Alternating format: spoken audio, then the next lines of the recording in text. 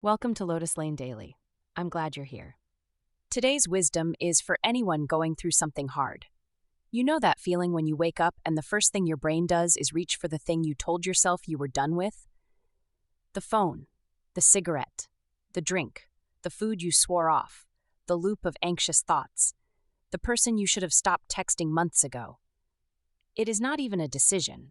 Not really. It happens before the decision-making part of you is awake, and you lie there for a second, watching yourself reach, thinking, here we go again. This is who I am. I cannot change this. That thought, more than the habit itself, is the thing worth fighting. Bad habits are not moral failures. They are not character flaws that expose something rotten at your core. They are patterns, deeply worn grooves in how your brain processes discomfort, boredom, stress, loneliness. The brain is an efficiency machine. It automates things that happen repeatedly because automation is cheaper than conscious choice. You did not build this habit to hurt yourself. You built it because at some point, usually a long time ago, it worked. It reduced something uncomfortable for long enough that the brain logged it as a solution and started reaching for it automatically. Understanding that does not make the habit easy to break, but it does change what kind of problem you're actually solving. The standard model and why it keeps failing you. Most people try to break a bad habit through willpower. You decide you are done, you white-knuckle it for a few days, something stressful happens, and you are back to where you started. Then you feel worse than you did before, because now you have the habit plus the evidence that you cannot control yourself. The shame compounds the problem. It gives the habit more emotional weight, which makes the urge to escape that weight stronger, which makes the habit harder to resist.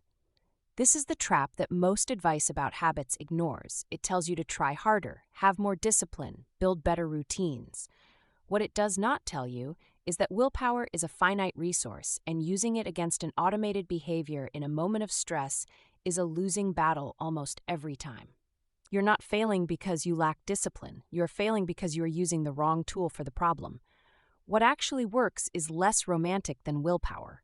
It is design. It is changing the environment, the cues, the friction, the rewards, so that the brain has less reason to reach for the old pattern and more reason to reach for something else. This is less about character and more about architecture. What the research actually shows. Every habit has a loop. A cue, a routine, and a reward.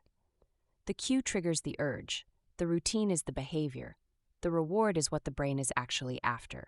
The relief, the stimulation, the numbing.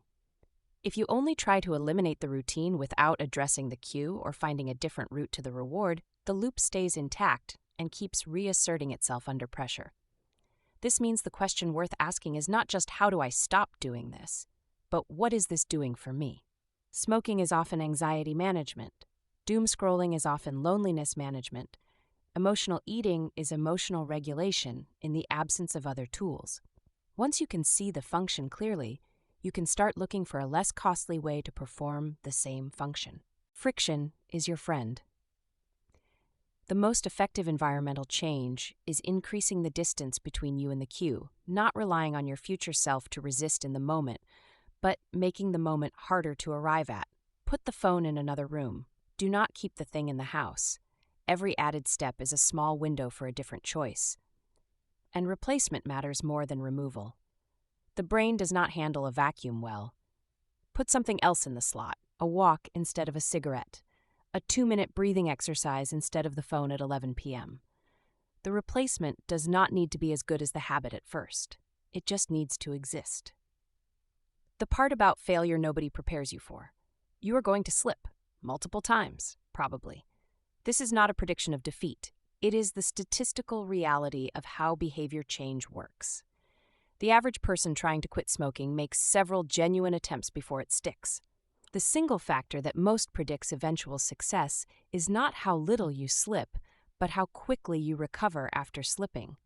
The person who slips on Tuesday and writes off the whole week has a much worse outcome than the person who starts again on Wednesday. The shame spiral after a relapse is more dangerous than the relapse itself. One slip is a data point. A spiral is a setback. There is something I have read that keeps coming back to me on this. A river does not carve through rock because of its power, but because of its persistence.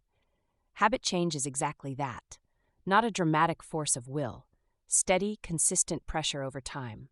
The rock does not move after a single rush of water.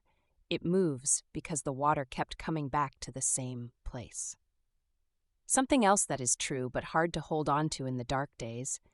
If you are feeling exhausted, if you are feeling defeated, that is often a sign that you are close to a breakthrough. Keep going. The period just before a new pattern consolidates often feels like failure. The cravings are still strong. The new behavior does not feel natural yet. That discomfort is not evidence that you are failing. It is evidence that the old groove is losing its depth. The identity question. Here is something that matters more than most people expect. The habits that stick tend to be the ones attached to an identity shift, not just a behavior change. The person who says, "I am trying to quit smoking," is in a different position than the person who says, "I am not a smoker."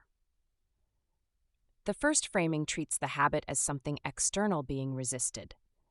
The second treats the change as something internal that is being expressed. When you make a decision consistent with who you are, it is easier. If you can gather evidence, however small, that you are the kind of person who does not do this thing, each act of resistance builds the identity rather than just fighting the craving. One day without the habit is not just a day survived. It is a small proof that the new version of you is real. An old text puts this plainly. Changing ourselves is the most difficult revolution of all, but it is the most important revolution.